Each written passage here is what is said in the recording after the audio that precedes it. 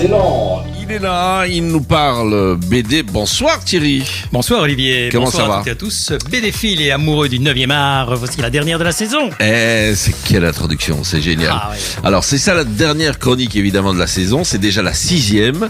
T'as mis quoi dans tes valises aujourd'hui? Alors dans mes valises, j'ai mis un peu de fraîcheur et beaucoup de chaleur. Alors entre fraîcheur et chaleur, ça là, irait bien évidemment par cette météo qui est relativement estivale quand même. Mais justement, les vacances sont quasi là.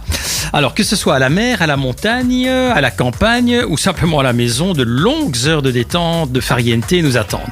Alors voici de quoi les occuper intelligemment ou ludiquement, mais toujours avec plaisir et jouissance. Jouissance. Alors là, tu vas faire chauffer l'ambiance. Oui, mais ça sera pour un peu plus tard, en fonction de l'heure. Commençons d'abord par une lecture pour les plus jeunes. Voici le second tome de l'intégrale des aventures des 4 As. Ah, les 4 As, j'en parlais tout à l'heure.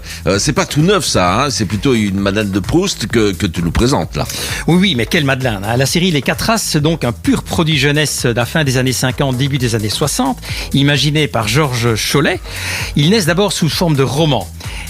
Dina, Lastic, Buffy et Doc, accompagnés de leur fidèle chien Oscar, sont 4 ados et un chien bien dans leur époque. Alors, vu le succès des romans, Casterman se dit, tout compte fait, en 1964, on en ferait bien une petite bande dessinée. Et effectivement, il demande alors à François Cranaz de transformer tout cela. Alors, c'est une bande dessinée qui bouscule un peu le courant BD de l'époque, qui vise petit à petit une BD qui est un peu plus adulte. Ouais. Alors, le but de la série, il est évident. Il se veut à la fois pédagogique et éducatif. Ouais. Chaque personnage a une psychologie assez poussée qui permettra à de nombreux jeunes de s'y reconnaître ou d'y reconnaître éventuellement certaines de leurs aspirations, envies, rêves d'aventure. Alors, il n'y a pas de super-héros, au pouvoir terrifiant, rien du tout. C'est juste une bande de copains confrontés à des intrigues, à des mystères plutôt gentils. On ne va pas chercher dans la complication. Alors, par le trait et le scénario, c'est une sorte d'héritage de mélange entre Hergé, Quick et Fluke et un peu de Tintin. Alors, dans ce 4e volume, on a 4 aventures. Le Kouroukou, la Coupe d'Or, le Dragon des Neiges et enfin le Rallye Olympique. Tout ça. Donc bref, c'est une BD parfaite pour le jeune lectorat à partir de 6-7 ans jusqu'à, écoute, personnellement, moi j'aime encore bien. Ouais, donc moi aussi. Donc un peu d'humour, de fraîcheur chez Casterman. Alors, autre chose pour la jeunesse? Alors oui, écoute, il n'y a pas de Coupe du Monde, il n'y a rien de spécial en foot cet été, mais néanmoins, il y a le 9e tome de Foot Furieux Kids. Alors le titre suffit déjà pour en faire le pitch. Alors en 2 mots, l'équipe du FC Tartampion a perdu sa vedette, Sébastien, qui va peut-être être recruté par une grande équipe internationale. Alors c'est un peu... il y en a certains qui veulent plus jouer, d'autres ne savent pas trop, et donc Raymond, l'entraîneur, va avoir bien du mal à essayer de recoller tous les morceaux. Ça rentre un peu dans la série. C'est une série de gags en réalité avec un fil conducteur, et ça se paye sur une bonne tranche d'humour, de rigolade dans ce nouvel album. Alors, il faut savoir qu'en réalité, Daniel Multreil, qui est un ancien éditeur chez Dupuis et Glénat, il connaît très bien les ficelles du rire et du gag. Et donc, il nous permet de nous surprendre à chaque petite aventure, chaque petite étape de cet album. C'est humoristique, on s'amuse bien, c'est facile à lire. C'est une combinaison qui occupera facilement les gamins et les gamines pendant les vacances. C'est chez Kennes, Les 3 As. C'est un éditeur de la région, J'arrête pas d'en parler, mais il a vraiment de superbes sorties. C'est marrant, Les 3 As, ils en ont perdu un, là. Oui, là, ils en ont sorti un, tout à fait. Bon, alors, en restant dans un ton humour léger, mais pour les ados, voire les adultes, là aussi, il y a des propositions. Ah, là, c'est un grand classique. Qui ne connaît pas Franquin? Alors, j'ai 2 petites perles. La suite des rééditions des célèbres Idées noires de Franquin, le second tome d'humour noir, de cynisme hilarant, à travers, les travers des humains, les perversités de la vie. On rit à la fois jaune et de bon cœur. C'est un format un peu à l'italienne, agréable et facile à glisser dans un sac de plage. C'est chez Fluide Glacial.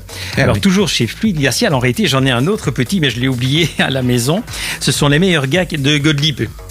Ah, Gottlieb, c'est Hamster Jovial et compagnie, quoi. Voilà, tout à fait. Alors ici, c'est effectivement, ça c'était la glorieuse époque du mensuel Pilote. Alors ici, par contre, c'est Gottlieb, effectivement, les gars qui tournent autour de la musique, parce que c'était un grand amateur de musique, mais tous les genres. Et il travaillait souvent en musique, et donc Voilà, on a regroupé. C'est désopilant, dérangeant à la fois. Tout l'arc incontesté de Gottlieb, un grand passionné. Donc, une symphonie de notes, d'originaux, d'inédits également. C'est pas mal centré sur la place de la musique dans l'humour. Une jubilation tant visuelle qu'intellectuelle assurée. C'est dans la collection Les Jolis Petits Cultes, se plongeant dans les archives de l'auteur. Oui, je suis déjà en train de m'échauffer pour la suite. Je comprends. Mais donc quoi, là, aucune sortie parlant réellement des vacances? Ah non. Mais bon, là, j'ai mes deux auteurs humoristiques adorés, Zidrou et Éric Maltête. Éric Maltête, c'est notamment Monsieur Choc. Zidrou, il n'y a plus besoin de le présenter. Et donc, ils ont sorti un album absolument... Il faut le lire avant de partir en vacances. C'est Fuck the Tourist. Alors, il brosse le portrait hilarant de ces foutus touristes bien stéréotypés et sans gêne qui investissent des sites remarquables avec des regards hagards du dimanche, des aventuriers de salon prêts à tout pour faire un post sur crétinstagram.com. Alors, on y va gaillardement. Hein. Donc, c'est une BD qui démolit avec humour et cynisme justement le surtourisme avec des grands et des joyeuses coups de perles, de selfies, etc. Le touriste à l'étranger, c'est sa fin. Hein. Mais bon, maintenant, c'est clair que c'est un éventail de personnages, tous plus drôles et plus stupides d'ailleurs les uns que les autres. De la course aux stories Instagram, au concours de l'expérience la plus extrême, en passant par le tourisme de la misère, le tourisme de masse, le nombre d'absurdités des collectivités prêtes à tout pour attirer le chaland. Feuille de touristes, pardon, ça nous fera peut-être réfléchir à 2 fois sur les destinations qu'on va choisir. C'est également chez Fluide Glacial.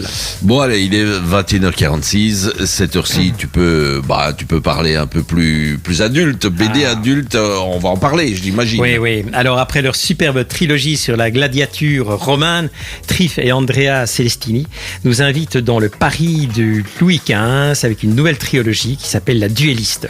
Alors, l'histoire, elle est assez simple au début. Françoise, 15 ans, est de petite noblesse. Elle vit paisiblement et tout. Son père est un bretteur renommé, mais voilà qu'il a défié en duel sans le faire exprès la première épée de France, qui est le baron de Valmy, et évidemment se passe ce qui se passe. Le baron de Valmy trucide le père de Françoise qui décide de se venger. Donc elle va se travestir en homme, elle va se présenter chez l'ancien maître d'armes de son regretté père et elle va tout faire pour essayer de devenir la meilleure escrimeuse possible, afin évidemment de se venger.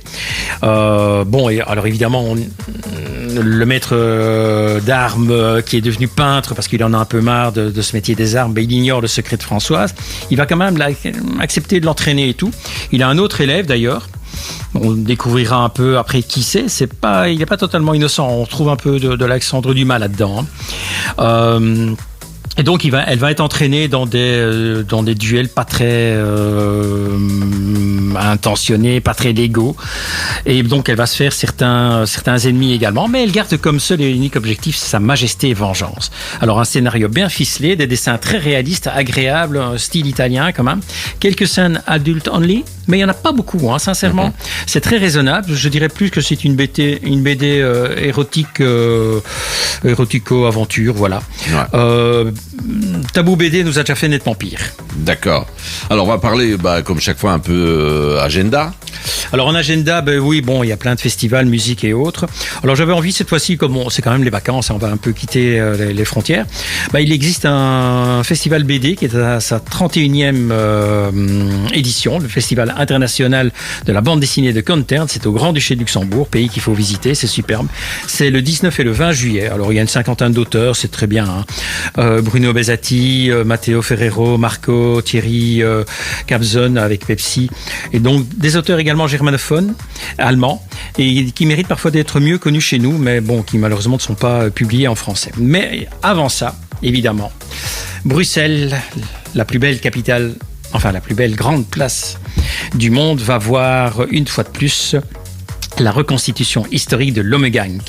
2 soirées exceptionnelles, la joyeuse entrée de Charles Quint en 1549 à Bruxelles, ça donne l'occasion d'un spectacle unique. Alors cette année, il y a quelques nouveautés, quelques surprises. D'abord le héros, le narrateur, donc ça c'est notre fameux Philippe Boxeau, dont je n'arrête pas de parler finalement.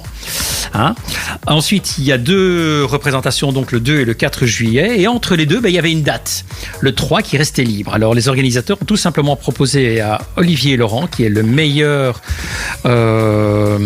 représentant cover de Jacques Brel, d'utiliser la Grand Place, de profiter de la Grand Place et de tout ce spectacle et de toute cette installation qui aura lieu pour réaliser un de ses rêves qui est de chanter Jacques Brel sur la Grand Place. Bref, entre féerie, lumineuse, sonore, technique, numérique, high-tech, spectacle, défilé, descendant, etc. Il y a quand même plus de 900 participants, pardon. 1200 participants, dont 100 représentants de l'aristocratie belge. Il y a 49 chevaux de la police fédérale, donc c'est un énorme spectacle. Ouais. Ça vaut la peine d'aller voir, marionnettes, géants, échassiers, etc., etc. Alors là, c'est un bel agenda, évidemment, mais quel est le rapport avec la BD ? Écoute, chaque année, l'Omegang a tendance à inviter un auteur de bande dessinée à venir effectivement faire des croquis pendant le spectacle. Alors cette année, ils ont un peu changé, parce qu'effectivement, il y a une BD qui sort sur l'Omegang, sur l'histoire de l'Omegang. C'est Omegang 1930. Alors c'est sur un scénario de Patrick Weber, un thriller mêlant adroitement commémoration historique, mystère, tradition, folklore bruxellois, intrigue policière également. Pourquoi ? Parce que voilà, en 1930, l'Omegang n'était plus joué et on décide après 145 ans d'absence de le remettre sur pied. Et donc il y a un sombre complot qui viserait un attentat. Je ne vais pas trop en dire. Tout commence par le meurtre en réalité d'un des reconstituants. Il est tué à l'aide d'un carreau d'arbalète. Voilà. Et alors on a un journaliste d'une revue, d'un journal patriote belge, Stanislas, qui va investiguer au risque de sa vie d'ailleurs. Il va être mêlé dans une sombre histoire pour démasquer les membres de ce complot. Un dessin de Thomas Aliera, bien dans le style ligne claire belgo-belge. C'est une BD qu'il faut absolument avoir pour tous les fans de la série. Ouais. Voilà, ce sera un peu tout pour cette dernière de la saison. Ce fut d'ailleurs un énorme plaisir de partager ces quelques sorties avec nos auditrices et nos auditeurs et avec toi. Ouais, plaisir partagé. Voilà, nous nous retrouvons donc avec plaisir à la rentrée. Oui, évidemment. Parce que moi, je suis évidemment partant, à n'en pas douter.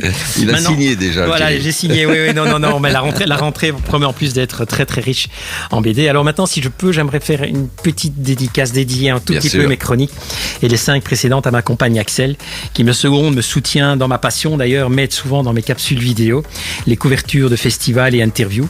Alors voilà, Axel, merci beaucoup pour tout ce que tu fais pour me soutenir et tout. Et pour ton courage et personnellement, je t'aime. Oui, et je comprends. Et effectivement, on l'embrasse bien fort et on croise tous les doigts qu'il faut et voilà. Donc merci beaucoup Thierry, parce que effectivement ton arrivée chez nous avec cette chronique a apporté quelque chose en plus évidemment à l'émission.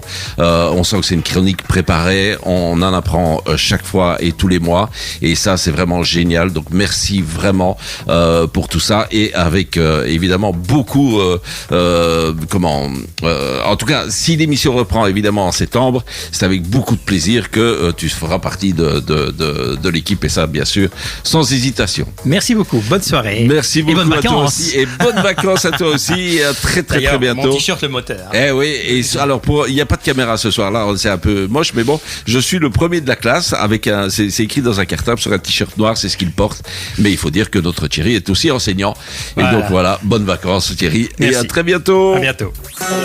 Des tubes, des chroniques, des duels et de la bonne humeur, c'est le cocktail idéal pour démarrer votre week-end sur émotion avec Olivier.